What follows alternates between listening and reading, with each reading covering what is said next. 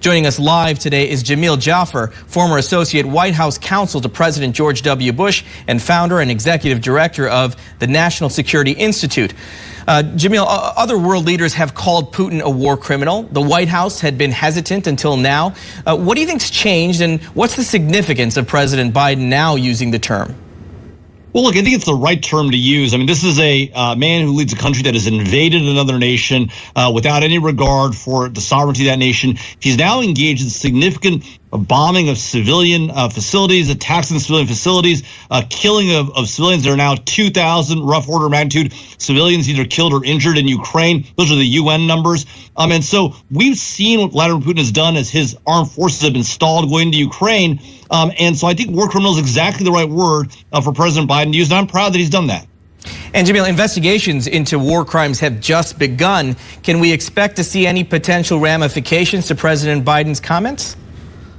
Well, look, I mean, we can see the war criminal activity here on television. We can see the wanton attacking of civilian targets. And so I think that there is likely to be a sort of a process that plays out over time. But of course, remember, Vladimir Putin is the president of a global power, and so sort of accusing a global power and their leader of being a war criminal and instituting charges may be an uphill battle given the realities of the international system. But it's the right thing to do, and I think that these world leaders and now President Biden called out are doing the right thing. The question, though, of course, is what do we do about it now? Now, President Biden has a high-stakes call with China's President Xi Jinping tomorrow. How important is this call to the war in Ukraine and relations between the United States and China at this point? Well, look, I mean, China so far has largely backed the Russian invasion. They said that Russia was doing the right thing when it came to addressing the issues in the eastern provinces.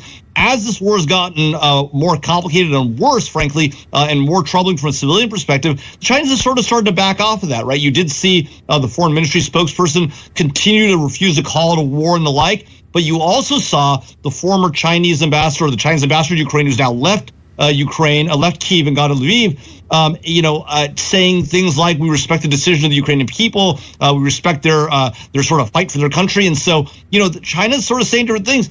Xi might be the one person who can get Vladimir Putin to pay attention and potentially walk this thing back. So an important conversation President Biden's going to have. At the same time, President Biden needs to make clear to President Xi and President Putin that we are prepared to act if need be in order to help bring peace. And that's a problem that we haven't. That's something we haven't done yet. And so something we might want to consider going forward. And Jamil, I mean, how could this war change if China, for example, does meet Russia's request for military and financial support?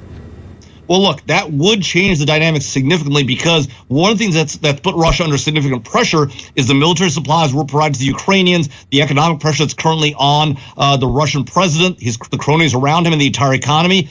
If the Chinese were to break and give them relief from that, that could be a huge benefit to Russia and allow them to stay the course for much longer. And so getting the Chinese on the right side of this thing, and they've been on the wrong side of it for a while, is a good thing to do if we can do it. But depends on what we have to give up. Remember, the Chinese are also watching the situation and looking at Taiwan and saying, look, if the U.S. isn't willing to stand up for Ukraine, would they be that concerned about Taiwan? And so, we've got a lot to play here, too. We need to make clear to China that we will act both in Ukraine and Taiwan, and that our decision to try and work with them on this doesn't suggest that they have a free pass on Taiwan. Now, we've gotten reports that Russian morale is weakening in this war. Do you see a diplomatic solution to end the war given the ratcheting up of rhetoric, or do you expect further escalation? Look, I think at the end of the day, there's only a diplomatic resolution. At some point, whether it's after President Putin takes Kyiv, right, or sooner, right, if we can put more pressure on the forces, there's going to be a diplomatic resolution. The question is, what's it going to take to get us there? Right now, Vladimir Putin is doubling down, tripling down on the attacks on civilians and civilian targets in cities. That's not a good situation for the people of Ukraine. It's not a good situation for Europe and for the United States. We've got to change the dynamic. And let's be honest, providing weapons at this 11th hour is going to help, but it's not going to solve the problem immediately. And so we got to consider things like a no-fly zone, which President Zelensky has now asked for. We've said we're not going to do it. I think that is a decision we ought to reconsider. Jamil Jaffer, Executive Director of the National Security Institute, thank you for being with us today.